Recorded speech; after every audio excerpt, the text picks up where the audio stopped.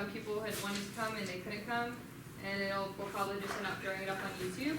But we can't get the mic thing to work, so it might be a little, we might get some background noise, so no worries if you like need to cough or breathe, I understand, but just kidding. But no worries, but just try not to have side conversations too much. If you have questions, definitely you can ask me. I'm not gonna say that I became an overnight expert or like weak expert in this. For sure, it's something we've all been living through, so we've heard research here and there. I've been doing a lot more research into it, specifically not necessarily into the overall aspects of the pandemic and COVID and things like that, but more into how it affects the nervous system particularly, because I think that's what's the most interesting aspect for us as future chiropractors and chiropractor neurologists. We should understand how this might present in patients that we would see and maybe what we can do for them, which I think is something that we haven't really thought about at all because this is so new. So the research is pretty much limited to this year. There is still a lot of good research, but again, it's limited, so we're just gonna go with what we know and see what we can do. I'm actually gonna turn off my flux because otherwise this will get pretty red. Okay, so let's get to it. So really, up until, I guess, recently, until I came here and I started seeing a lot of post-COVID patients, in the news and the media, it's often been reported that we just think of COVID as a respiratory illness, and it puts people into respiratory distress. There was a lot of, in the beginning, there was a lot of commotion about ventilators and all of these things, and you need to watch oxygen stats on patients and things like that, because we were focusing on this as a pulmonary disease or virus that attacks the pulmonary system. So now what we're seeing is we've seen numerous patients with this condition, and we've been able to see not only the effects that they were experiencing throughout their time with COVID, but then post-COVID, some symptoms that remained that were never resolved, or symptoms that they weren't sure if it was just that patient specific or if it really was correlated with their COVID diagnosis. They're seeing that COVID is able to, or has affected in a lot of patients so much more than just their pulmonary system and their respiratory system. So it says that it's able to, because they're not sure if all of the different organ systems that they're seeing related with COVID, if it's related necessarily from a lack of oxygen, from inflammation, or some vascular side effects that they're seeing because of just a viral infection, but they are knowing that it affects many more systems. And then throughout different studies, it's becoming very common and very clear to clinicians that you can see neuroinvasion and neurotropism. So it's starting to attack our nervous system, and then you're starting to see neurological manifestations in patients. So that's what makes it important to us, basically. Not that it wasn't before, but it brings it more into maybe our wheelhouse when we're dealing with post-COVID patients. So overall, the research just says that since there isn't too much previous study done in how it affects our nervous system, because they weren't as sure that that was happening, now that they know it, a lot more research needs to be done on looking into, okay, we know it's affecting sleep, we know it's affecting vision, people are getting brain fog, they're having trouble thinking and learning, and they're having a lot of gastrointestinal side effects and things like that we need to look into what is causing that, if it's from the virus, and try to separate that out. And then also, if it's a lasting effect that they're having, how can we treat that and help these patients fully recover, more than just focusing on their respiratory distress symptoms. So this is talking about 3 main routes that viruses can spread, and this research was these routes, the main 3 were found, I found them in research articles pertaining to COVID, so I think they're more COVID specific. But one of the main ones that is pretty clear and easy is that they can see almost a direct transmission of the virus through the olfactory epithelium, and then it goes through the cribriform plate and it goes into our subarachnoid space. So then the virus can enter our brain and our nervous system that way and start to get in our CSF and travel throughout the body and route that way. Another way that they're seeing that the virus can start to affect and infect nerves is that you start to see the viral spreading along neurons. So this becomes particularly important to us when we can see that, okay, think about maybe the combination of these two. It went in through our nose, and then we infected our olfactory bulb, and now we're gonna start getting lower down, and we're gonna see maybe our trigeminal nerve is affected, and then it's gonna go down to our vagus nerve if we are traveling the brainstem and traveling these more peripheral nerves.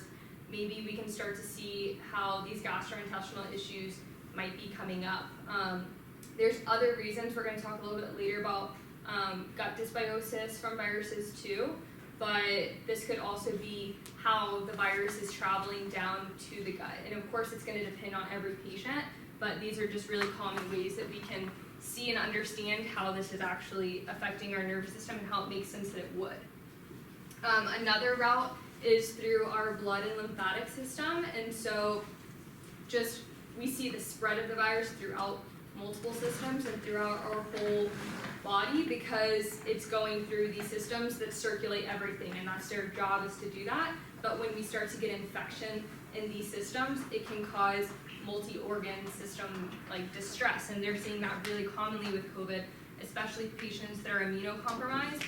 When they're really, really sick and in the emergency room, they can go into just basically, because of the immune response from getting into their bloodstream and lymphatic system, they can get this just whole system failure kind of response. And that's a really severe response. There's also patients who don't necessarily seem to get that sick from COVID, but we can understand too why maybe some other patients might get more extreme expressions of the virus. So this is kind of a picture for that. So if you like pictures, this is showing how it would go through our cribriform plate, and we can see our brain is right there and our CSF floating around it, and then along our axons, and then our blood and lymph system.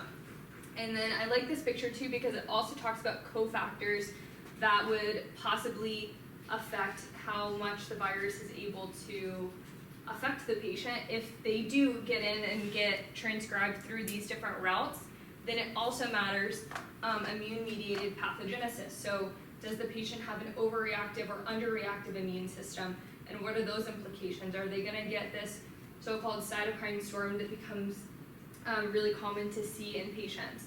Are they getting extra damages because they're hypoxic? So we know just from neuron theory, what are the three things a brain need or a neuron needs to survive? Fuel, glucose, oxygen, and stimulation. Yes, glucose, oxygen, and appropriate stimulation. So if we're not getting one of those, we can already know that there is a possibility for neuronal tissue damage.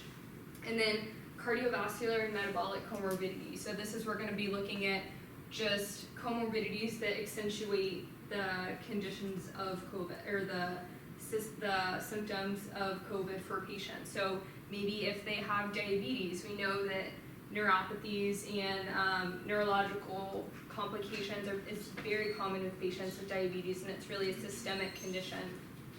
As well as we just talked about how much it can travel through the blood. So if the patient is just unhealthy to begin with and they have these metabolic comorbidities, if they already have, let's say a patient has IBS or they already have something known to be associated with gut dysbiosis, and then they get a virus which further wreaks havoc on their gut microbiome, what does that mean for the patient? Like, it's basically all of these things when we're looking at this side symptom, it's how much do these things matter for them? What's their pre-state, what's their ground level of health before they get an infection? So because we know it kind of makes sense intuitively that if you're more unhealthy before and you get an infection or a virus, it's probably not going to be as easy for you to become healthy post that condition, or you might have more serious side effects or symptoms from it. So this I thought was just kind of interesting because this was a study that said that once the virus was able to infect the nasal cells and it got into our CSF through the olfactory nerve and bulb, you could start to see inflammation and demyelination in nerves 7 days prior.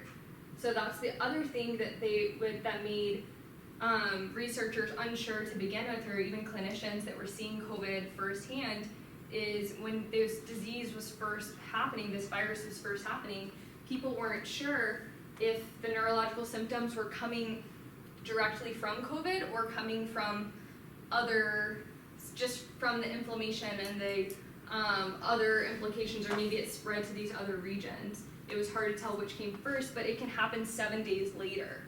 So if you weren't seeing immediate neurological symptoms, sometimes it was something that you saw later on, and so it was hard to necessarily connect the dots. And then this was talking about that cytokine cascade, which you can start to see it was related to cerebrovascular disease, and you can start to see ischemic injuries from triggering the cytokine cascade, which just caused this huge immune response for patients, and it just made basically all of their nervous system findings way worse. And that was really done on mice, but they were seeing it in humans as well. That was like a key word in a lot of research, Cytokine Storm and all of that, and so learning how to combat that. This was a picture in a research article, and I thought it was just a nice simple drawing, but it helps us to understand this really important thing right here. So this is our ACE2 receptor on the epithelium of our cells, and so basically this would be our COVID virus, and so when it connects to our ACE2 receptors and our ACE2 receptors get activated, then this other receptor, I'm not going to read all that, cuts off, it attaches to our S protein, and it basically activates this, and it allows the COVID virus to get through the cell and start to affect these areas of the brain. And why this matters to us is in the research, what they saw specifically with this central nervous system is that ACE2 receptors and these two activated together were found to be active in all of the brain regions we see over there. So our cerebral cortex, our striatum, so our basal ganglia, our substantia nigra, again, basal ganglia, but mesencephalon, hypothalamus, brainstem. So these are all crazy important regions, and now they're speaking our language because we know about all these regions. We talk about them all the time in Neuro Club and what they mean, maybe what are the symptoms and findings that we'll see in our neuro exam. How do we treat these from a functional neurology approach? So now we're trying to bring this into our wheelhouse. But basically they were saying that they found it on neurons and all kinds of glial cells within all of these regions. So we can imagine this is a whole systemic brain problem as well when we start to see viruses, this kind of virus, active in our brain. So another thing that I thought was really interesting, so we do know you get a lung infection because COVID is primarily, for some patients, they experienced a respiratory infection with COVID.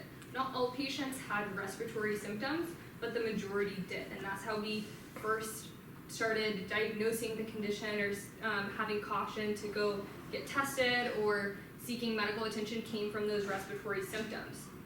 But now we know it has to do with way more symptoms than that, but it does always, it does have an important role in our lungs.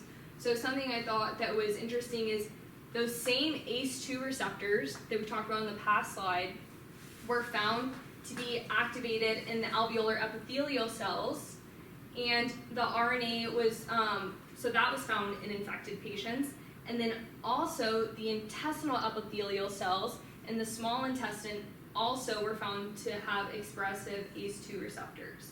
So these same receptors that we were seeing in the brain that were allowing COVID to get into the cells were being found in the lungs and the gut. So we can start to think about how this system of allowing the virus to spread isn't just a brain thing. We're finding it throughout our body, and it really makes sense because I would say the main three areas besides the heart that we were seeing COVID patients having issues with is their nervous system. They were having neurological symptoms. A lot of patients were having a lot of gastrointestinal issues. They were having a lot of digestive issues, and that was for some patients, that was their main findings. That was like the only thing that was really different, is they just had really bad gastrointestinal symptoms. And then for other patients, we know that they got that really classic lung infection, and they had coughs and difficulty breathing and all of those other things. So maybe depending where this virus entered first, or which system was maybe more predispositioned to being infected, or their weaker system is where they got the majority of their symptoms. But it makes sense when we put the whole puzzle together and we're looking at a patient, why they might be getting symptoms in all of these areas. And then this was something, honestly, I had never heard of until I was doing this research, which is the gut-lung axis. We talk about the gut-brain axis all the time.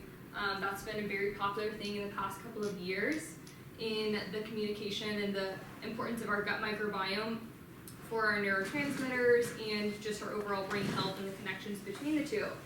But this was showing how alterations in our gut microbiome have also been associated with lung disease, type 2 diabetes, depression, and that's IBD. So the point of this that I thought was really interesting is the patients that have been reported to get the most severe symptoms or most severe reactions to COVID are also like the patients with these same things, with these comorbidities.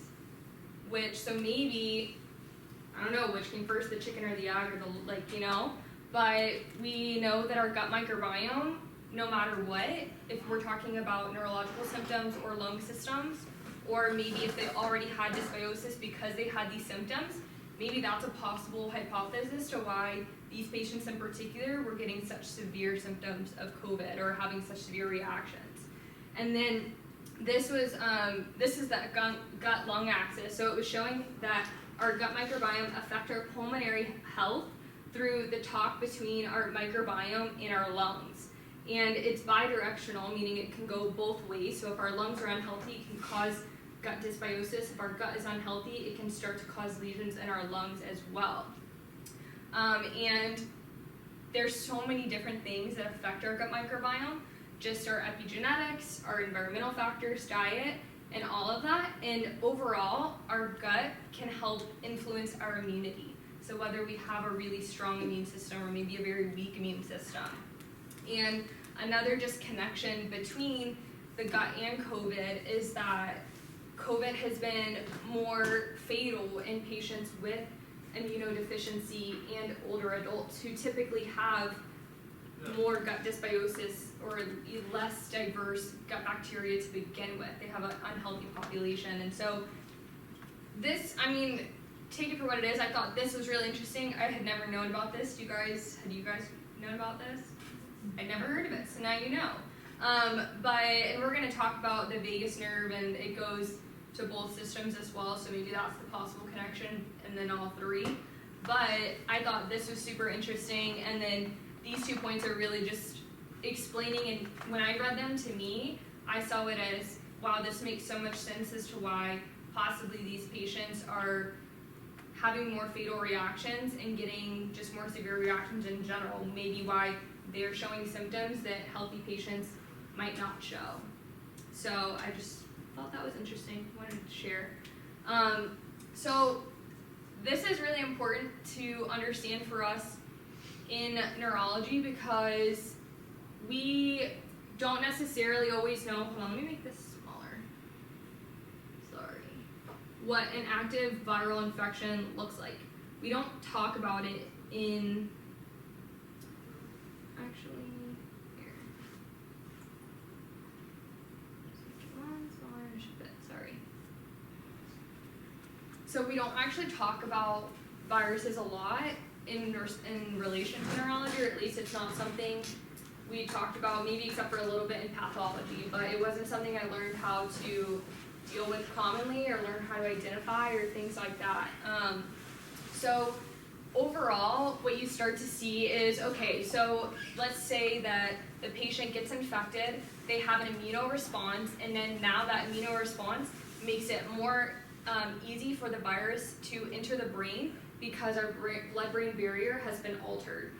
Okay, so now we're talking about it's affecting our brain, it's in our nervous system. So what does that look like? We start to get something that viral encephalitis is what it's called. And basically it's this inflammation of neuronal tissues in the brain caused by a pathogen, in this case virus, and COVID, and it starts to cause damage and lesions. So this is a huge scale, and I want us to remember in our wheelhouse what we're going to be dealing with are more functional lesions.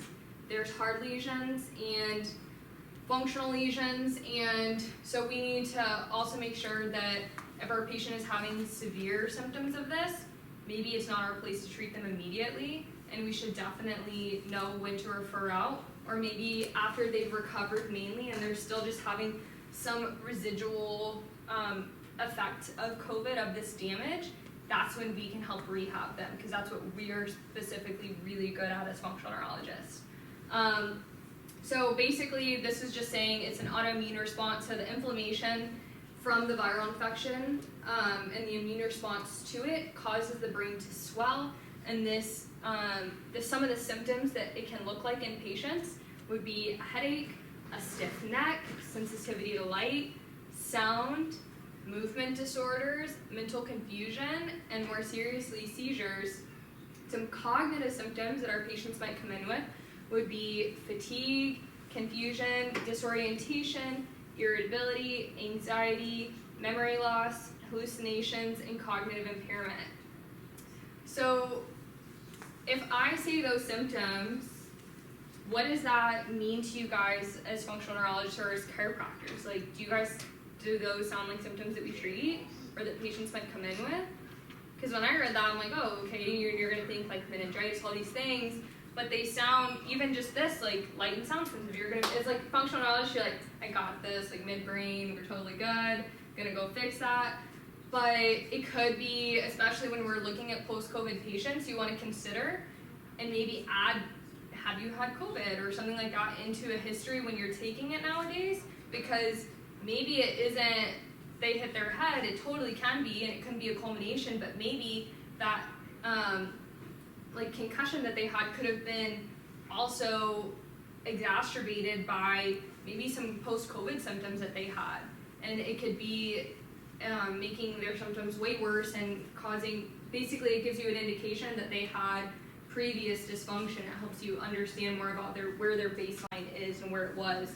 Do you guys want to play that game that I like to play where we talk about where the symptoms come from in the brain?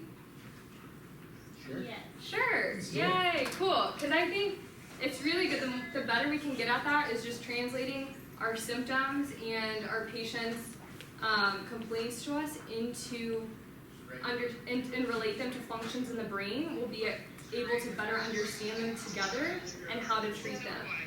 So headache and stiff neck we can kind of leave, but sensitivity to light and sound we already said, but what do you guys think?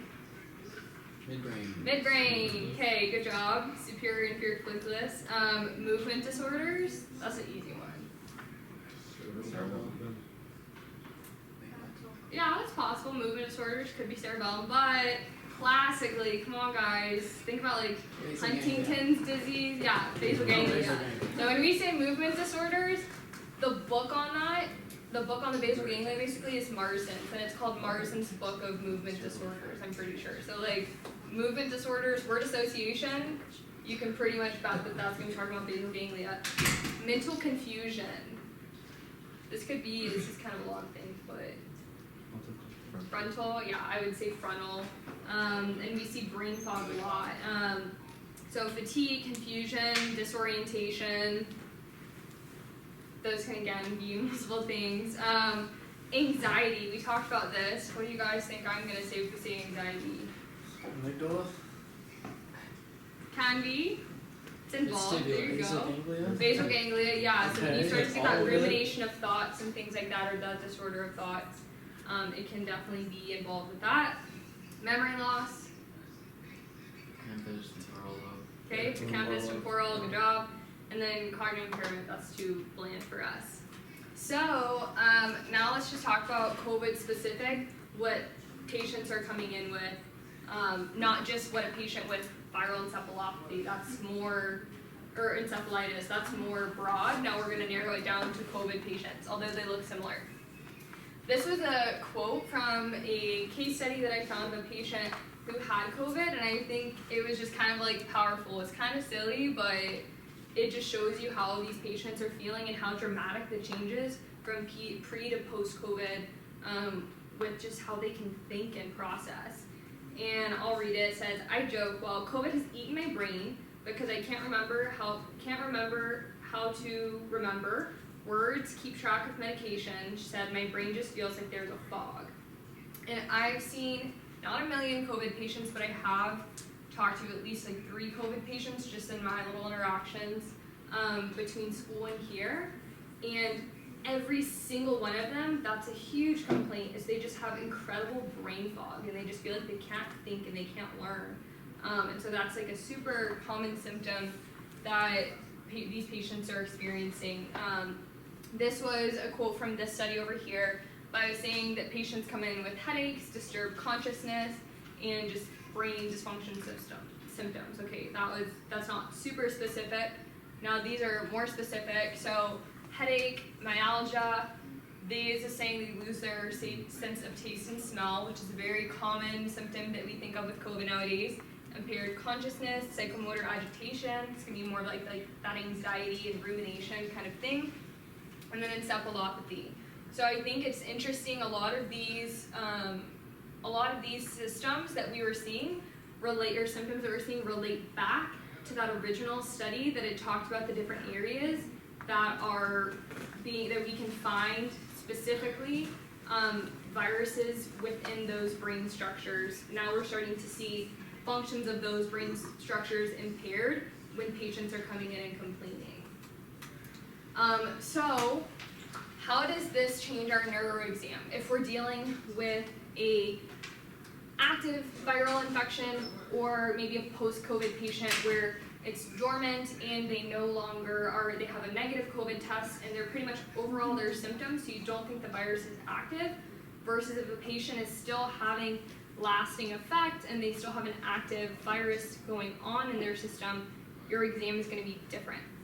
It's not going to be that different because you're going to do your exam and you're going to write down your findings, but what those findings mean to you will be different.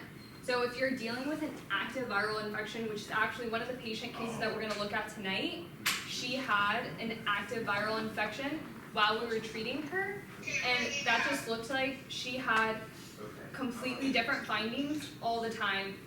So she had findings, one day it would be her right palate was low, the other day it was her left, and then her cerebellum would be on the left one side. Hey, Dr. Ellis. Hey. The other time it would be on the right, so they kept switching back and forth, and so it was really hard to tell what to treat because it wasn't a clear path that you can follow and say these are these patients' findings, because they kept just flip-flopping, if that makes sense. So that's going to change, and Dr. Ellis' answer to that at the time was to just treat what you find at the moment and try to help their system, but you're just going to kind of have to ride it until that infection passes, and then you can treat the symptoms that they're left with after they've fought that infection. So a particular thing within COVID that's been coined long haulers is basically this concept that some patients are not getting over after they get over COVID, they have symptoms for months that just don't resolve. And so what this means is this is probably the patients that we're going to want to treat and help because they just can't seem to get over the symptoms that they're having. And basically it's defined as patients who have, in theory, recovered from the worst impacts of COVID and they've had a negative test post, but they still have symptoms for weeks to months. And this was a rough estimate. It would be interesting to see what it was now. This was over the summer, that they were estimating about 10% of patients that have tested positive for COVID were having these residual symptoms for months after. And these are hypotheses as to why they're still having these symptoms. Is it possible that they still have virus in smaller areas that are still infected?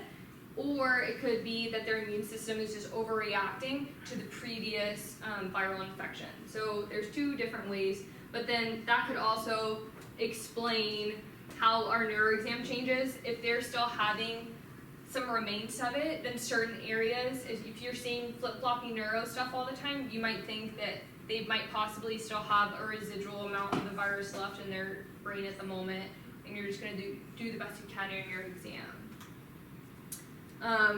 This was a really interesting chart, so I don't know if you guys can read it, but basically the things highlighted in red are what the CDC reported to look for in COVID patients, so to look for COVID symptoms. And that was fatigue, muscle body aches, shortness of breath or difficulty breathing, headaches, cough, diarrhea, sore throat, partial complete loss of smell, fever, chills, runny nose, loss of taste, nausea, and vomiting. So those are what the CDC recognizes as typical COVID symptoms, and they want you to look out for those. But these are the prevalence reported among these so-called long haulers that they've interviewed, and when they do studies with them to see what are their actual symptoms that they are experiencing, these are all listed in the number of responses that patients who experience this. So those are the most common symptoms to the least common. So underneath, fatigue, muscle, body aches, and shortness of breath, the fourth most common symptom, which was about like over 1,000 patients, was difficulty concentrating and focusing. And we talked about how that could maybe be our frontal lobe and things like that. It could be other systems, but again, that comes more back into our wheelhouse of symptoms that we can help with as chiropractic neurologists. And then inability to exercise or be active, difficulty sleeping, anxiety, memory problems, dizziness, chest pain or pressure, heart palpitations, night sweats, tachycardia, hair loss, blurry vision, neuropathy, changing symptoms. So, and then there's all these different things. These are less common, but a lot of those symptoms, when you read them, we can think of things, those are typical symptoms that patients in a chiropractic neurologist's office would have. And you aren't seeing them as often with these short-term acute COVID patients, but particularly in these patients that have residual symptoms, it starts to come into our wheelhouse more. So these can be patients that we would want to maybe say, hey, maybe we can help you get over these symptoms that have stayed with you because of your previous viral infection. Another thing that we start to see, so we talk about tachycardia, respiratory issues and hypertension, things like this happening with COVID patients, is it's very remnant or very similar to something called a sympathetic storm or paroxysmal sympathetic hyperactivity, which is something that is commonly seen with TBI patients. So after they've had a traumatic brain injury, sometimes they can get this huge sympathetic response that gives these, so they start to get excessive adrenergic output, and they start to see tachycardia, hypertension, increased breathing, and they have anxiety and things like that, or increased sweating. And this can happen within hours or months of the injury. So just like with maybe post-COVID residual symptoms, we can start to see a very similar effect. And if we go back and remember this picture, where in the brain we're starting to affect, we want to think about the hypothalamus and maybe how, this is hypothesis and just I'm presenting the research that I've found and maybe putting correlations together, but these are symptoms of hypothalamus issues. So higher low blood pressure, body temperature fluctuations, weight loss or gain, changes in appetite, insomnia, so fluid retention, things like that, because this is going to go and affect that HPA axis, so our hypothalamus pituitary adrenal axis that we talk about a lot with patients. Maybe this starts to get disrupted in our post-COVID patients. And some of the most common symptoms in both of the patients that we have here, as well as a third patient case study that I found online, every single one of those post-COVID patients had a diagnosis of POTS afterwards.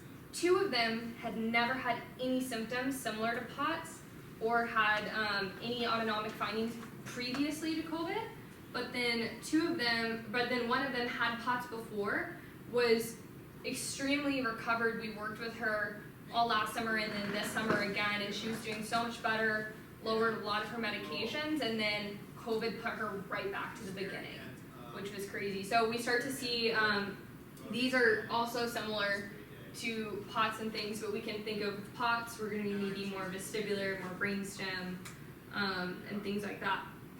So now let's get into more of our happy place with neuro. So areas of the brain that are maybe affected by COVID, I put these areas based on the symptomatology that patients are presenting with. So frontal lobe, they're having trouble processing, a tremendous amount of brain fog, trouble learning, that could be that cerebellum, frontal axis too. Basal ganglia, a lot of people are getting cramping or they're getting restless legs at night, that's a common symptom as well. Vestibular system and medulla, so we can think of that about those in our POTS syndrome. So POTS, if you don't know what it stands for, is Positional Orthostatic Tachycardic Syndrome. And basically what that means is when a patient is changing position, so they go from sitting to standing or just lying down, getting up in the morning, their heart rate is usually resting extremely high, and I'm pretty sure, I don't know the exact number, I'm pretty sure they need to have a 40-point difference from one position to the next in their heart rate. And you can just see that their autonomic nervous system is all over the place. So the positional component is maybe more vestibular, and then our autonomic component with our lower brain stem. And then also typically, we can see a lot in our patients, some midbrain wind-up going on when they come in and present. So this is just that quote that goes back and reads all of the things that are affected that they found in that study, and it goes along pretty well with what we might come out with from our neuro exam of areas that we're seeing some issues in. So our first case we're going to talk about is a patient. She's a young 20-year-old female. She's been in college, and she was already coming in for POTS. And her mom is awesome. She let me use this chart, but she gave one of our doctors here this chart of her symptoms, and she was really regularly recording all of her symptoms and then the changes in her symptoms. And it goes on, but I think, and I will go over her symptoms, but I think one of the most interesting things about her case in particular is she started out, she had POTS previously. So she came in with POTS, she had gotten treatment all summer, and she was in a very good place before she went back to school. So I'll make a point to try to tell you guys symptoms that were more previous symptoms versus new symptoms. And we're looking at this first column versus what's interesting if you look back at that last column. So these were throughout her first treatment process when she had first gotten diagnosed with COVID, and she took a really big downfall. Like I said, she almost reversed her POTS symptoms and some of her other processing symptoms. We can see her getting progressively better, maybe, and then she got a second positive then later, almost like a month later, so a little less than a month. So basically what happened is she got a positive test, was fully recovered, I think she tested negative, went back to school, was going to restart, and then had a second positive, so she basically got COVID again. And then her symptoms reversed again. So every time she was getting this, she was getting these major setbacks. So smell and taste, she was a classic, and she said everyone at school with her, who it was just apparently going around their college like crazy, and everyone lost sense of smell and taste. So not every COVID patient does, but the strain at their school, man, it did it. So she didn't have any taste or smell, but we're going to talk about later what we did in that session that turned on her smell after one day with her in the office, which was really cool. She didn't have it for I guess like 2-3 weeks while she was dealing with her infection, and then by the time she came in, we were able to get it back in one day, which I think is really cool. I didn't do the treatment, but I watched it, so. But ability to smell was starting to come and go, so it didn't last perfectly, so she would have it, and then she was starting to maybe teeter-totter, and then again it would start to spread out to where she'd have it a few days, lose it a few days, so she was coming and going, and then as soon as she had gotten her second test that was positive, her taste was totally off. She could only taste sour, which was a really weird symptom, and then her smell was probably off. And then obviously with any kind of infection or virus, it's very common to see she had fatigue. She had extreme fatigue. She was sleeping half the day. She was just sleeping a lot, and then as she was getting treatment, she could sleep less. So she was sleeping 12 to 15, it went down to 10. And then after treatment, she was a little fatigued, but she could get down to 9 to 10 hours a night, a much more normal range. And then once she got her second case of COVID, she started to have a little bit more fatigue. So this was main of her, so she had fatigue before as well, and eye pain and blurry vision she also had before. And that was one of her main complaints that we were working with her this summer. She was having a lot of difficulty reading. She used to love to read when she was little, but for a time before, she couldn't read except for a tiny amount of time, and then she would get too tired and she just couldn't do it. So she was having to listen to a lot of her lectures and all of this stuff just in videos and YouTube videos and things like that. She was having to do all of this auditory processing because she was fatiguing so quickly when she was reading. So we were working with her this summer and got her to be able to read for probably hours at a time. She was doing so much better. And then after COVID, she could only read for a very short amount of time, and then she started getting blurry vision. And she had convergence issues. So she still has that. That was kind of an old finding, but it didn't get better. With COVID, it didn't help for sure. So she had convergence issues that if you put her in the dark, boom, she would converge in. And we can think about that when we're talking about neuro, maybe more midbrain, things like that. And if this started to affect her everyday life, she couldn't drive because she didn't feel comfortable with her vision and her delayed response time due to her brain fog and her eye symptoms that she was having. So imagine a college student, you can't read, you can't drive, this is crazy.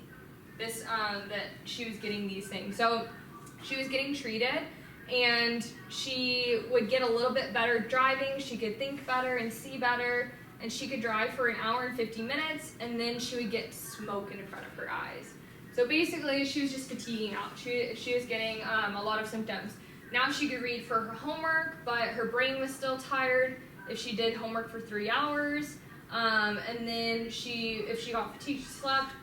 And then she was able to drive for 2 hours, but the left eye had smoky vision. And so basically she was getting better, and then it started getting worse. So watching TV and reading made her eyes hurt. When she got it a second time, blurry vision got worse, and she was very sensitive to light. So again, that midbrain wind-up. So some of these symptoms are definitely from before, but we know when she got her first and her second COVID diagnosis, they were both, it set her back to almost where she was after getting treated for months this summer, which is really significant. So she definitely had headaches before. That isn't new for her, but they got worse for sure with COVID. And so she basically got warning signs, and they would get triggered, things like that. Her vision probably didn't help with her headaches. She has a lot of trigger points on her neck that if you press, it starts to mess with her vision and things like that. So that's just more of a constant thing that she's dealing with. You can see even she talks about her vision blurring with her headaches, and that was super common for her. But that's also affecting her ability to do schoolwork and being a functioning college student. And this is her POT symptom. So like I said, she had this before, but we got her resting heart rate down tremendously this summer, and she was doing so much better that she had decreased her medication. But when she got her first diagnosis for COVID, that was one of her first indicators, is she had to start increasing her medication because her resting heart rate went to 109, and then it would vary throughout the day. And then this was when she was at school with COVID, and so she was driving back and forth to get treatment, and then going back to school. And so it was 110 when she came home from classes. So she started taking the medication at morning and at night. So she was just taking it in the morning. Now she's taking it at night. So her heart rate was varying from 72 to 115. So that's crazy. She would just get these fluctuations. So with POTS, you don't only get extremely high numbers, you can get extremely low numbers with things like that. So her heart rate went to 150. After she climbed a flight of stairs, it dropped to 116. And so she was taking extra medication to compensate, and so her heart rate, I mean, really, like, we had gotten it pretty stable, but it just, COVID totally destabilized it. And so this is what it can look like in a previously diagnosed POTS patient who got COVID. This is how it's affecting her. But she now, like, so after she got treatment, she got a second time, it wasn't as bad. It was going up to 150, but now it's less. But you can see, like, she's having a tremendous amount of difficulty in the areas that regulate these systems. So we basically have to square one her and go back to the beginning and just work like we did this summer to get her back to that resting point where maybe she can start to slowly come off some of her medications again when it's safe for her to do that. Her blood pressure was pretty much the same before and after, and her pulse was down to 86, so that was pretty normal for her on that second treatment. So she was getting neck and spine pain. So remember we talked in the beginning with viral encephalitis? So this is the patient that had that. When we were doing her neuro exam, we were having to do constant reassessments because she had these varying findings that were just, one day they were this, one day like the axis just kept switching. So it was hard to follow, and you wanted to make sure you knew what her symptoms were for the day before you started treating her. But she was getting stiff necks and things like that throughout her treatments and in her experience with COVID. And brain fog, this was one of the biggest things that hit hard for her. So she was having maybe this a little bit before when she'd originally come in, but she was doing great by the end of the summer, and then this is a super common thing with COVID, and so it was super severe. She couldn't drive, she couldn't think, she had to basically like stop school for a little bit just to try and get this better. So we've been working with her a lot to get all of her processing and get that brain fog to go away. But by the end, so you can see she keeps getting better, and then even the second time she got COVID, because we had worked with her system already to help it a little bit, she was way better than the first time, but she was still more foggy than her normal baseline. She was getting a lot of visceral issues, so she didn't get as many respiratory issues. She had a lot of visceral symptoms, and she was getting a lot of nausea, which she would get nausea. That was like her indication for neuro exercises before on when to stop. But this was a big deal for her, and so getting this better is important. But this was something particularly that COVID made a lot worse. Her lymph nodes, you can imagine, they were inflamed, and they were varying in softness and hardness, so her mom was just documenting all of this. And then her inflammation was coming and going. That was something that was previously, she'd sometimes feel like puffies, so you can think maybe inflammation and fluid retention and things like that. When we're talking about our HPA axis, all of that also has to do with inflammation, but also the fluid retention. So swollen hands and feet and swollen lymph nodes, you can imagine that how this is affecting her system. So muscle twitching, and one thing that wasn't on here that she did complain of and she's still having is restless legs at night, or sometimes her muscles will just like move.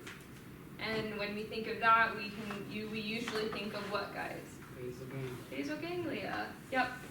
So this was one case, and I don't have her exam because she had multiple and reassessments, but she would have things like a dropped palate, and she would have common POTS findings. So you can see, I think sometimes for me at least, you can get more information out of the history for, this patient, her exam was important, but it's more important to do it regularly and see where she's at. But she had fatigue and lower brainstem findings. If we did her tongue strength, it was lowered. She had nausea and things like that. So we didn't, I don't have her full neurological exam, but from her symptoms, we can probably imagine where it is. And we'll talk about her, I guess I'll just talk about now her treatment. So we did a lot of this NSI, so we did a lot of cognitive treatments in metronome to try to basically just boost her system back up. And then constantly it's really important for her to obviously check her heart rate, check for any temperature changes, things like that. She has her own indicators, as every patient has specific things that help you to know when they're fatigued out. But we're just doing our basic neuro stuff, and it's been really helpful in getting her better. But one of the best things that when we're talking about smell, and after one session it got better, was working on her abdomen. So abdominal massage and visceral manipulation type thing. We'll talk about the actual brain science of that. I think it's so cool, and we'll talk about that after these cases. So the second case is also a patient here. She's a 22-year-old female law student, and she had no previous history of POTS, autonomic symptoms, but she got those type of symptoms like tachycardia and things like that during her COVID infection, and then it reappeared a month later. So this is one of those where we can see maybe like that sympathetic storm or issues with her HPA axis, all of these things where she had it during COVID, and that, okay, you're finding an infection, you can get some weird symptoms, but then it reappeared a month later. And something that I just wanted to quote was like one of her quotes on her intake form was one of her goals for here, something she wanted is she just wanted hope for recovery, because she couldn't, like, if you're dealing with the symptoms, I have her symptoms and her history and some of her treatments on here that I was going to read to you guys, but like when your patient comes in for that, I don't know, that hit me in the heart. I'm like, wow, like that, this is how dramatically this changed her life, and she was a normal, probably happy, healthy girl, and then she's dealing with these symptoms, and so this is something that we can hopefully help her with. I think it's really important we can learn how to do so, and maybe know the indications of that she had COVID and now she's dealing with POTS. We can educate her on how maybe we can help her.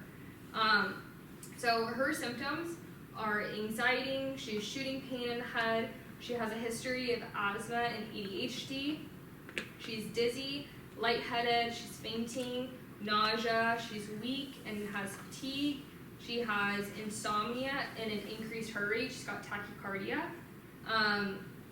and she was diagnosed with POTS previously before she came in, but she didn't have it before COVID, was the key for that I thought was interesting for her. So posture and different movements triggers her symptoms, and the medications that she had tried actually made her symptoms worse. So that makes her another maybe great candidate for us, to where medications aren't helping her, we're a different option that maybe it's definitely something she hadn't tried.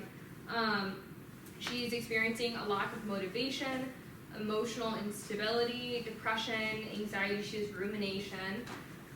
She's difficulty focusing, she has difficulty with short-term memory, she's got tinnitus, she's got spinning and dizziness when she stands. You can imagine if your heart rate jumps up to like 150 or something when you stand, you're gonna not feel great with that POTS condition that she has. She has a shortness of breath and exercise intolerance. She used to love to like run and watch movies and do all these things, and she literally can't do any of that right now, which is why she really just is looking for something to help her get back to normal. She basically, she has some medication for asthma, and she medicates daily for ADHD during school. But that's basically her history. So typical kind of things that we would see with COVID and with POTS. But now we know that the two are coming together and they're very commonly associated. So actually the 3 cases that I found were actually all young 20-something females, and that was just by happen chance. It wasn't like, it's not a trend per se that's been analyzed, but it's something that has definitely, I guess it's out there. So I don't know if it's just these patients, but I just want to go over the ones we have. So for her exam, she had inaccurate, sharp, and dull. So what is that? Inaccurate? Yes, inaccurate. So her sharp and dull discrimination. The ventral spinothalamic and dorsal columns. Okay, well, the ventral is crude touch for spinothalamic. The sharp for dull is For Proprioception, yeah, but That's- it's that's from all. her spinal cord. Dorsal meniscus. I just want you guys to think about it. I mean, dorsal columns. So dorsal columns is joint position, fine touch, Fine touch. and Proprioception. our joint position center and point point 2-point localization or 2-point Yeah. discrimination. But typically we have with I think it's spinal thalamic is That's kind the of ventral, deep, spinal yeah. thalamic, lateral is pain and Is tension. pain. Yeah. Yeah. Good job. Then she had a low right palate. So what would that mean?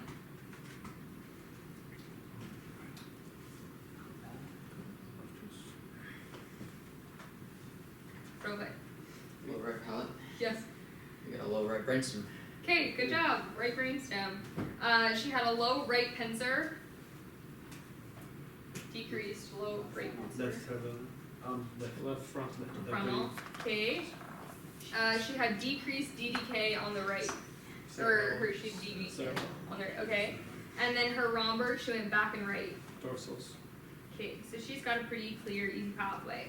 So the interesting thing with her that I want you guys to watch out for with maybe these post-COVID patients is she could not handle treatment. It was like so much for her to get even just a small amount of treatment. So the first treatment she got, they did SSEP to V3, so on her tongue.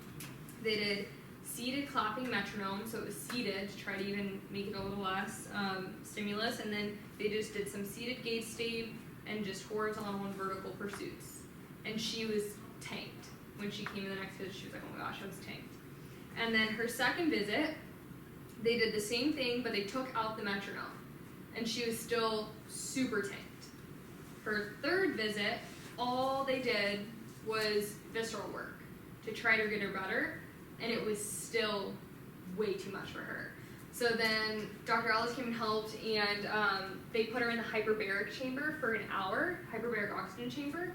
So getting all of that oxygen basically gave her a boost to her system to have the metabolic capacity to get through a little bit more therapy. And so they did maybe 2 pursuits.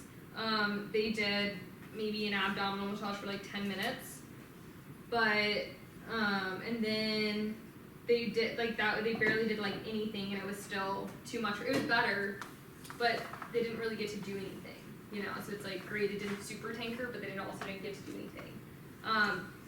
She actually, in between her next visit, she went to the ER for abdominal pain, and they didn't find anything conclusive, but she might have maybe got dysbiosis and things like that we were talking about. That are very common, even anxiety, the connections between our gut, we're going to talk about, and our emotional brain and things like that are very prominent, so maybe that was her thing. And then they tried more oxygen with horizontal pursuits, and they did neck manual therapy on her, and she was okay, but basically her system was just super fragile, and it's hard to tell, we don't have a baseline on her to know what before was like, but her after was super hard. So maybe don't, especially if they're more recently dealing with the post-COVID infection, definitely check their metabolic capacity before you make this grand plan for treatment, because it might surprise you how little, or even how much they may be able to tolerate. Because the first patient, remember, she's been getting neurocare for almost 2 summers now.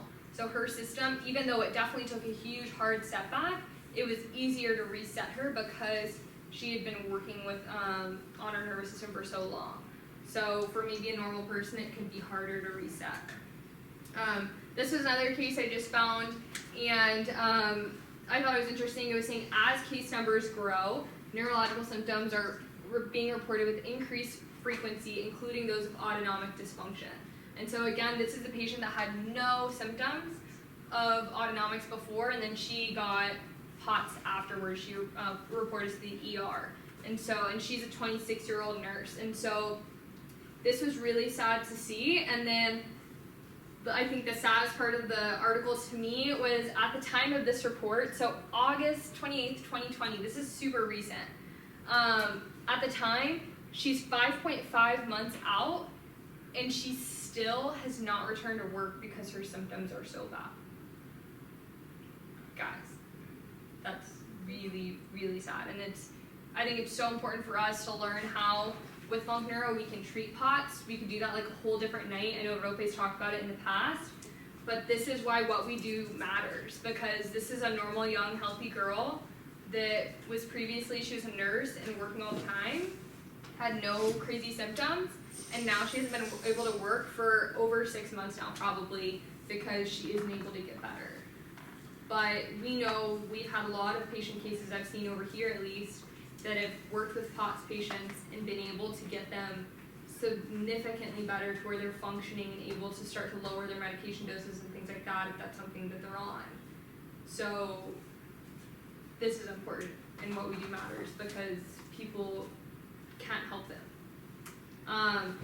So this is super fun and cool, and this was one of the main things I want to talk about tonight.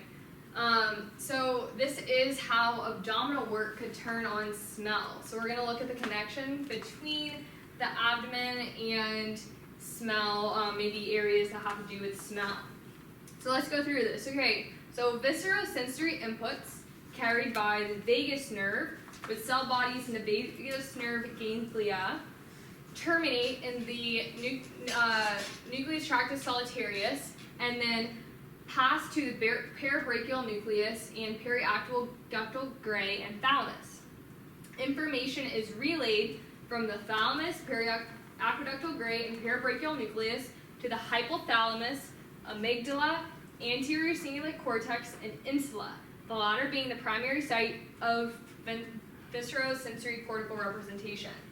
So when we're doing abdominal work, we're stimulating all of these different areas in our brain, but this is going to be the primary site of our viscerosensory maps, is going to be our amygdala and our insula, and basically you can think about like our internal or more medial inside brain areas that are responsible for helping us have internal awareness of ourselves and our organs, and also these areas sometimes have to do with, well, temperature regulation and just body maintenance with hypothalamus, but amygdala and cingulate cortex, we're also getting into emotions and things like that. So these are more, I would say, archaic systems that have to do with survival, and so it kind of makes sense that our viscera is going to go up and talk to these areas. And so the main pathway that we're going to kind of dive into in the next couple of slides, just so you guys don't lose me, here's the bigger picture, is we're going to be talking about how the viscera, when we're doing maybe abdominal massage or visceral manipulation, can connect to the insula, the amygdala, and then we're going to go into our medial orbital frontal cortex. So I want to learn about that, or I want to talk about it because I think it's really cool when we hear about these like miracle things and then there's neurology behind them, and so we can explain actually why it happens and hopefully use it to reproduce more success stories, specifically with getting something as simple as their smell and their taste back. We know when we're affecting patients or having their smell and taste affected, it's got to be neurological in some sense because those sensations come from our brain, our cranial nerves. So this was a paper on just overall visceral influences on brain and behavior, and it talked a lot about feelings of motivational behaviors, cognition, and our emotional behaviors or responses based on how our internal visceral states are. So we know there's huge connections between gut dysbiosis and psychological conditions like depression, anxiety, and as well as a correlation between patients who have those conditions. Anxiety makes things like IBS and all of that significantly worse, and it flares their symptoms. So we know there's got to be connections between them, so we're going to understand it a little bit better. So this is talking about how there is this, basically the viscera also has to do with motivational decision making, and this comes from, okay, if we're hungry or things like that, it has to do with reward and motivation. They're more primitive instances, and so, but they're linked to our orbitofrontal, somatosensory, and insular cortexes, and they have roles in promoting emotional processes in bodily states. So now we're going to talk about the amygdala. So the amygdala receives projections from sensory modalities, but is the only primary cortex of the olfactory, gustatory, and visceral modality connect to the amygdala directly. I thought that was kind of interesting. So when we're dealing with our special senses and our visceral modality, they have direct connections to our amygdala. So it makes sense when you're in a constant state of fear and stress and anxiety. Sometimes you can see these systems go a little haywire, or in a viral infection or something, when you're fighting an infection, you can start to see changes in these systems. This is what I was talking about a second ago, but there's actually, it was studied that the amygdala is constantly activated during colonic distension in IBS patients. So basically, it was looking at the amygdala's role in the hypersensitivity of the colon in patients with IBS and IBD, and what it was showing is as soon as they lit up that area, you saw an immediate response in the viscera as well, which is super interesting. And then you can start to see if you see structural linkages differentiating between the limbic and prefrontal brain. So if you start to see increasing connections between those two areas, you can also probably guess that a patient is going to have more likely going to have anxiety. So patients with connectivity between these systems we talked about this with anxiety that whole night too, but it's more likely if they have more cortical networks connecting these areas in communication, they have anxiety. So the cool thing too is anxiety seems to be a very common symptom with all of these patients as well. And so if we can start to use almost like a retrograde approach and use these connections functionally, it might be able to help us stimulate areas that we want to actually stimulate. So now we're going to talk about the medial orbital frontal cortex. So this area helps us primitively to determine, it has a lot to do, we know the prefrontal cortex in general has a lot to do with emotional processing, motivation, reward, and things like that. And so you can imagine that good and bad smells help us to determine good and rewards and motivations for things like that. If you smell, I don't know, some good cookies, you're gonna want to go over and eat it probably. Or when you're training a dog, you think about this, they smell bacon, they want to do it. Something like that. But anyway, so this brain region is associated with olfactory information processing. And something that I thought was interesting is, so we know we have the primary cortexes for these special senses such as taste and smell, but the secondary taste cortex for olfaction and taste are in the orbital frontal cortex. So say a patient has that scenario where they had the infection, coronavirus, go through their nasum and it directly infected the olfactory bulbs and that whole system, then we might not be able to use that as easily by just holding a little essential oil down here or coffee and say, take a sniff and see if you can smell it. That's a great test, but maybe it's not as good of a treatment or a therapy for these patients. So this can maybe be a workaround of how you can get into these systems if the other ones aren't working. So this is our secondary approach to get into these special senses. So orbitofrontal lesions, when they're studied, just hard lesions, often also lead to perceptual differences in smell in patients. So not just with COVID patients, it's commonly seen. So maybe we can use that to say that it's very possible that we know with cognition and learning and processing and emotional issues that COVID patients are having, maybe they're having some issues in their orbitofrontal cortex. We know overall their frontal cortex isn't doing as well. Maybe we can pinpoint it more to that prefrontal cortex as well.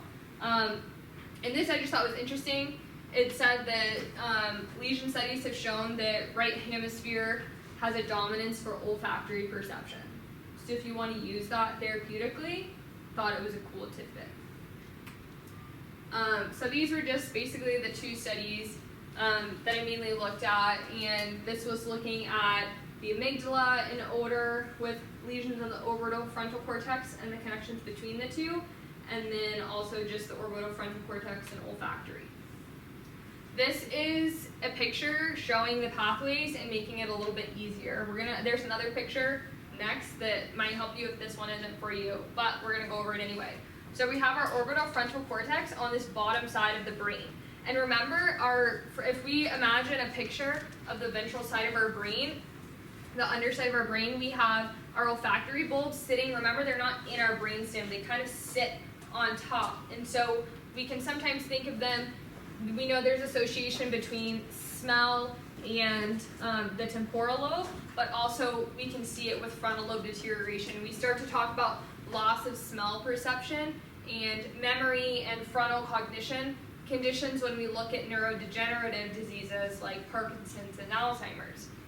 But particularly with COVID, we want to look at this area and how it might be connecting to, we know we have loops between this and our amygdala, and then we also have loops back and forth with our primary olfactory cortex in here, and then our primary taste cortex within our insular lobe, and the connections between all three of these. And then we can think about, we just looked at the visceral mapping and connections between our insular lobe and our amygdala, and how when we're doing visceral somatosensory work, how we're going to be activating these areas that then go back and connect really heavily to our secondary smell center. So if we can understand that better, we can hopefully use it better therapeutically. So touch, we know that touch, we have our primary somatosensory cortex in our parietal lobe, our secondary strip, but we also have huge connections to our insula for interoception. And then we have olfaction, we have the olfactory cortex, but then all of these systems go up. And then taste receptors, we have our solitary tract, and then our thalamus, and we go into our primary taste cortex, and then we also have vision going in. But this is, I think the side part is the more important. Actually, I can use my mouse. Can you guys see my mouse? Mm-hmm. So my mouse is over here. So we're going to look at our insula is going to go up. So let's say we have our visceral somatosensory activation, which is then going to go up to our insula, say, hey, we're getting activation, make us more interoceptively aware. We activate our amygdala, and our amygdala is coming down and having direct connections to our orbitofrontal cortex, as well as our insula is gonna go up and connect to our basal ganglia and our hypothalamus, and all of these areas that we maybe see some other dysfunctions in with COVID patients. We can start to maybe help these systems by doing abdominal work or visceral work. But specifically, if we're literally just trying to turn on their smell, this is how we could maybe do it, or explain how we did it. Because we know it has worked on certain patients, which is kind of not always your most intuitive approach, but now it could be, because you understand what the power of visceral somatosensory work, what it can do, what pathways you can connect to and really affect within our brain. So I thought it was kind of cool. Where did you get that chart from? This chart, it's from this paper. It should be from this one. I have it linked somewhere, but I can give you the link to it. I'll give you guys the link to this PowerPoint, and then you can get it. But yeah, there's like a lot of different cool pictures and a lot of the articles. Okay, so what do we do? So we want to do a complete neuro exam. Always and forever, that's the answer to everything, right? So we want to do a complete neuro exam, and then the frequency with which we repeat that and do reassessments depends on if our patient is completely over their virus, or if they're maybe dealing with an active virus and we just work with them as they can. You're going to treat what you find, and try to stabilize their system, and then meet them where they're at. You have to assess their metabolic capacity, especially if they're having a lot of issues with, let's say, their autonomics. If they're coming in with these POTS type symptoms, you're gonna need to address that and see what they can handle. You need to build their baseline up so that they can tolerate more advanced therapy so that they can get better, but we just need them functioning first. So gait stabilization is always a great, just simple stabilization starting point to help build up our pathways. You can do the Staccato Routine for frontal lobe activation and just building through the whole system. So do you guys know the Staccato Routine? Of like, I guess I'm saying that. Let's go over it. Cool, okay.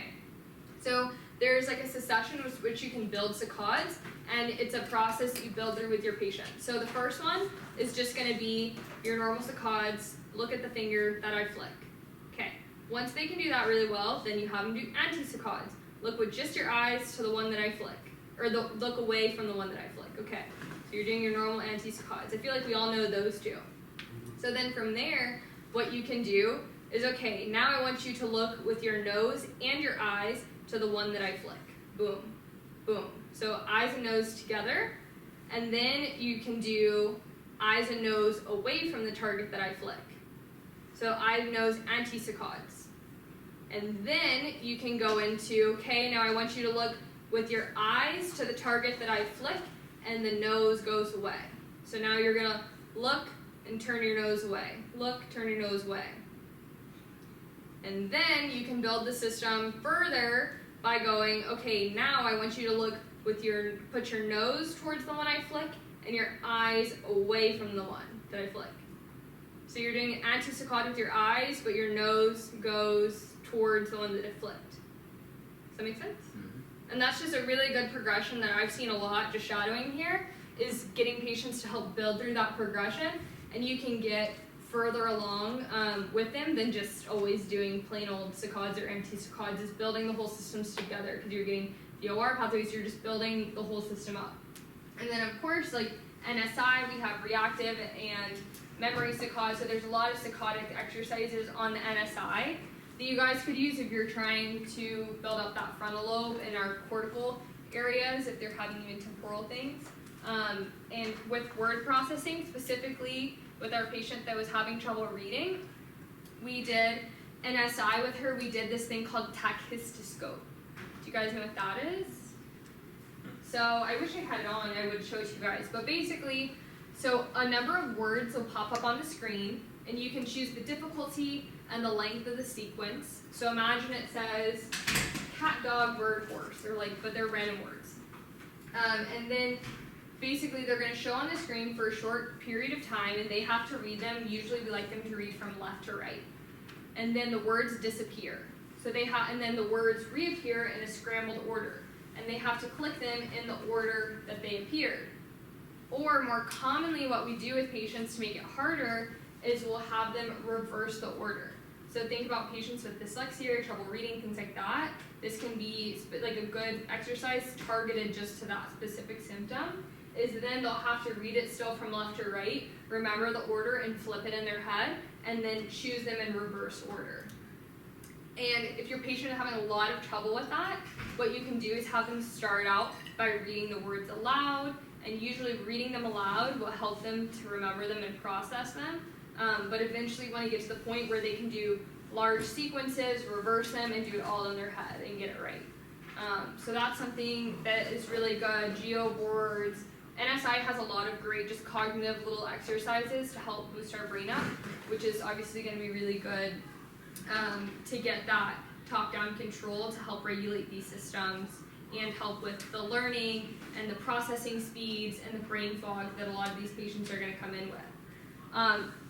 SSEP, V3, so if they're having brainstem findings, you can do all branches of the trigeminals, but if you're trying usually more for like visceral type things or autonomics, V3 is a very common one, which is where you just put the SSEP probes and stimulate the tongue to go and afferent those systems and get our lower brainstem as well. Interactive metronome, so we all know what that is. So there's different ways you can do it, different difficulties. It makes sense. If we're standing, it's going to be harder than if we're sitting. If we are sitting and using our feet, it's going to be different than if we're sitting and using our hands. Doing upward circles is going to focus more on extensors versus this is flexors. And then if we do alternating, we want to maybe do like gait or things like that, that's going to be harder. If we want to hit one axis really hard, you can do one hand. If you want to get that cross cord activation, you can do one hand and one foot and have them do things all kinds of different ways. One way that we use this that I thought was really fun with a POTS patient, it was actually the COVID patient's sister, their whole family had a lot of things, but they were all in for the summer, they were really fun. But one of them also had POTS pretty bad, and one way that we could get her heart rate down was with walking. So what we did is we got the interactive metronome, had little foot inserts, and so we would have her walk to the beat, it's hard to do that, but it was actually helping to stabilize her heart rate as she was doing it, so that was more successful than sometimes if she would get fatigued, you would see her heart rate could go up when she was just standing there doing the interactive metronome. And then had laser targeting, and obviously when you're dealing with a POTS type patient, you're going to constantly, you can just like have a little pulse ox on them, get really good at feeling temperatures or noticing facial flushes and things like that. It's something very subtle sometimes, but it can be so informative if you can just start to broaden your awareness and notice it more, then you'll have instant fatigue factors for patients. Another thing for POTS, because we're dealing with that positional component, the main thing when you're doing your exam for those type of patients is going to be finding, during your exam, you're basically doing a search, and you're trying to find what stabilizes their autonomics and what stabilizes their heart rate. So for this girl's sister, the main thing that we found that worked with her was saccades. If you could activate that frontal lobe, boom, it helped stabilize her heart rate so much. Anti-saccades help too. So that was her thing. You have to find a thing specific to that patient that really helps them, and then you can keep progressing them.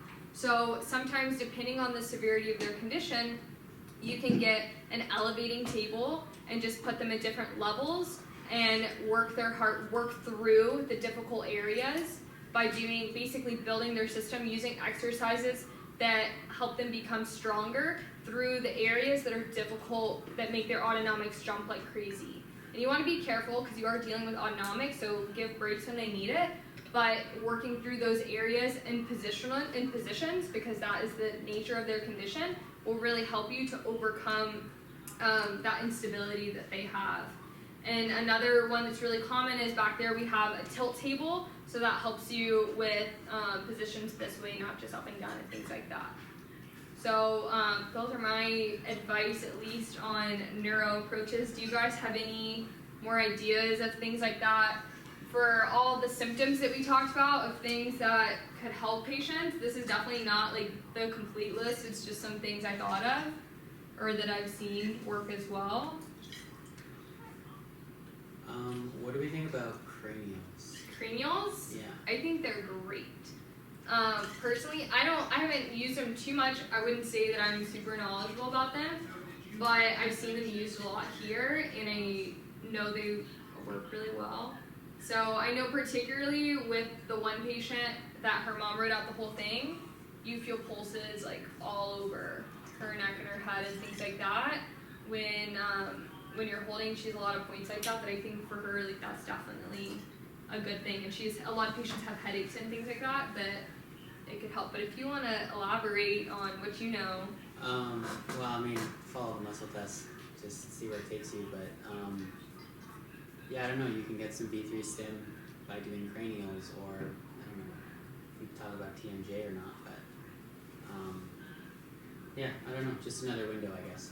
For sure. I like it. I want to learn more about it. So if you're good at it, we could have a whole night and you can teach. But hey, I mean, whatever. I'm cool. But also, yeah, I mean, adjusting. With these patients, especially because their autonomics are so unstable, I would be more wary to make sure they can handle an adjustment before you throw that impulse in, especially if you wanted to do some cervical adjustments. So just be aware of that, be cognizant of your patient's metabolic capacities. And then I wanted to throw this in here because I feel like nobody talks about actual things to make you help keep you healthy during COVID. Obviously, wash your hands, like stay hygienic, but nobody's talked about just like eating vegetables and like being a healthy human anymore. It's all about just like we gotta just stay in our homes and be scared and wait for the COVID vaccine and wear a mask and things like that. And I understand a lot of those fears and concerns and things like that, but I think there is something to be said about just learning how to maintain health rather than be in constant fear of losing it and just being empowered by that. So I want to focus on, for patients, eating an anti-inflammatory, nutrient-dense, and neuroprotective diet. So fill them up with omega-3s, polyphenols, and antioxidants. Omega-3s and good healthy fats are obviously so good for our brain and nervous system, but on top of that, you need an appropriate balance of omega-3 to omega-6 ratio in order to absorb vitamin D from the sun. And we know vitamin D, I mean, Trump talked about it when he had COVID, and like everyone who's had COVID is just like, oh, vitamin D, like even Fauci, I think, said it now. So like that's just the answer for everything under the sun, vitamin D. Oh, that's kind of funny, I didn't mean that. But everything under the sun. But seriously, this is down here, but vitamin D levels, but hey, if I ask. And then this was just, if you guys don't believe me, I just wanted to import the importance of antioxidants and polyphenols specifically for brain health, because it's been shown to protect against injury from neurotoxins, neuroinflammation, and promote learning, memory, and cognitive function, which are all three things that patients with COVID are walking in complaining with. And neuroinflammation is a huge thing that COVID can cause and hurt, and neurotoxins from just the virus itself. So the more protective and protective mechanisms that we can take to help our brain health before we have a virus like this help us, as well as when we're fighting them, they can help us a lot too. And then obviously maintain a healthy weight and lower stress. So exercise, gratitude, meditation, like all the stuff, whatever it works. But we know that patients who have comorbidities or overweight and have other significant health problems are more likely to have more severe complications from COVID.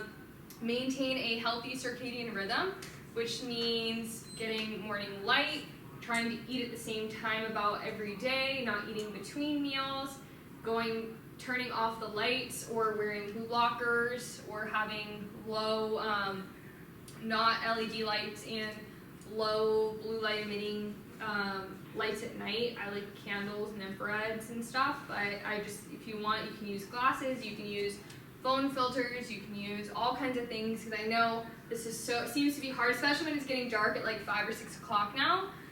It gets a little harder, but there's so many hacks that we can use to help our systems regulate. But sleep is one of the most neuroprotective things we can do, so getting good healthy sleep and maintaining this circadian rhythm for our whole body's functioning and hormonal cycles is also super critical.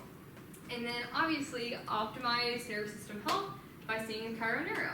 Not just, I go to any chiropractor of course, but we're exceptional. So go see a chiropractor neurologist near you.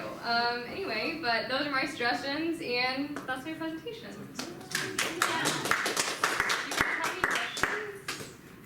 Oh, that's probiotics. Probiotics, yeah.